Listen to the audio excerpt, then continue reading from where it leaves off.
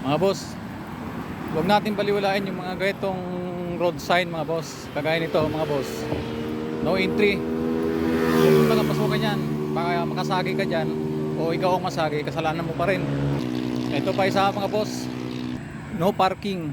Huwag kang pumarada dyan, kasi baka ikaw maging sanhe ng magkakasakyan, kasi sumikip yung lugar gawa ng pumarada ka kahit nakalagay yung no parking. Magiging ikaw ang dahilan. At ito pa isa mga boss, ayan, towing. Iwasan mo rin yan, huwag ka rin pumarada dyan. Baka maya pag na-reker ka na, nahila na, kasalanan pa nung nagre-reker. Di samantalang may sign na nakalagay na bawal, tapos ikaw pagalit. Tapos ito pa, malala, itong dalawa na to, ito ang huwag baliwalain. Kasi katuwiran lagi ng mga rider dito, kaya ko namang pahigain yung motor ko.